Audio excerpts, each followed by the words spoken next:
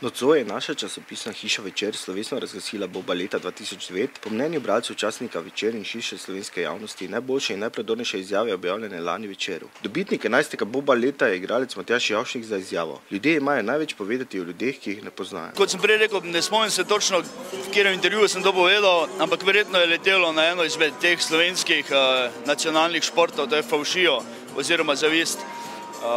Ker se mi zdi, da Slovenci bi lahko bili večkratni olimpijski zmagovalec v disciplinah, kot so skok čez plot, met polena pod noge in podobne zadeve.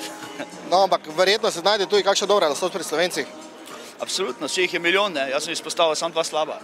Ob številnih izborih za osebnost leta ostaja Večer zvest iskanju resnice, se pravi izjavi. Je to tisto še zmeraj, na čemer bomo vztrajali?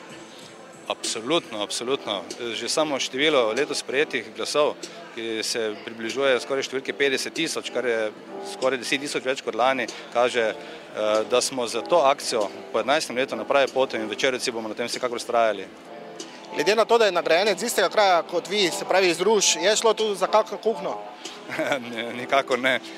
Razlika v glasovih, se pravi zmagovalnih naslovih Matjaža Javšnika, s katerim so res skupaj rasla v Rušah in ga zelo dobro poznam in smo Rušani zelo ponosni nanj, nikakor ne. Jaz mislim, da je Matjaž povedal eno takšno dobro misel, ki se je očitno dotaknila širši krog ljudi, se pravi čisto resnico in očitno smo ljudje dovzetni za resnico, nas to še vedno vzdrami in nas tudi razveseljuje. Matjažu je s to izjavo to očitno uspelo. Kakšna je bila letošnja že 11. bera izjav za izbor Bob leta 2009? Mislim, da so nominirane izjave vse odlične in kar težko se je odločiti za najboljšo, ampak bralci so se odločili za to Matjaža Javšnika. Mislim, da gre za neke vrste preobrat človeku. Ta govori o čistih življenjskih zadevah in mislim, da je to prav, da ljudje pač vedo večkrat povedati največ od tistih, ki jih ne poznajo. Gre za preprosto šimfanje, kot pravimo, ogovarjanje, pravilno rečeno, in kar pa je tudi že nekako stvar vzgoje, kakšen pač človek dejansko je. In mislim, da je zmagala kar dobra izjava.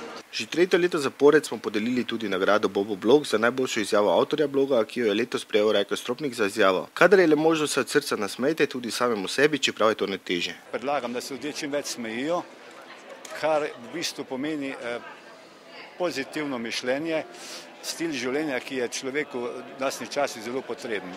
Več smeha.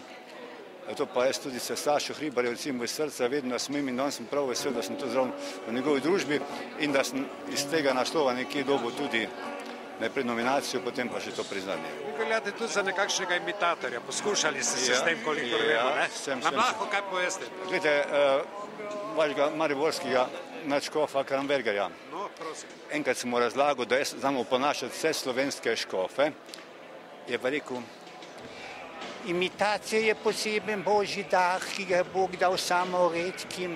To ni dal vsakemu, ampak je to res poseben božji dar. Mogoče nisem najbolj avtentičen zdaj, ampak včasih še boljše to zadene. Ali pa recimo Stresa, nadškofa Stresa. Mislim, da mora slovenski narod odpustiti en drugemu vse grehe in težave, ki jih je napravil. Letošnjo prireditev je povezoval Sašo Hribar, ki je po pomoči imitatorjev na odru gostil številne znane Slovence, kot tudi manjkajočega mariborskega župana ter predsednika republike. Želel bi povedati to, da je Večer časopis, ki se lepo razvija, ki dela na področju človekovih pravic, kajti temeljna človekova pravica je, da je obveščen. Če bi ocenjevali današnje vodenje oddaje, kako bi to ocenili? Torej, mislite, če bi sebe ocenjeval? Ja. Pri starosti, ki jo imam, so kriteriji že zdaj tako nizki, da se lahko ocenim tako kot vse v življenju odlično, perfektno, fenomenalno, najboljše, kar je možno. In plačilo? Plačilo je seveda v naturalijah, zmenil sem se z Večerom, nekaj tega cepiva je še ostalo od prašičje gripe, potem imajo en čudovit prepečenc, ki ga lahko jem ob 3 zjutraj, in Ranc, odgovorni urednik, mi je obljubil deko, da ko bom šel recimo zdaj, ko je mrzlo, pa sonček sije malce ven, da se bom pokril po kolenih, da ne bo hladil, ko bo žena rekla: ata, konc je, gremo noter.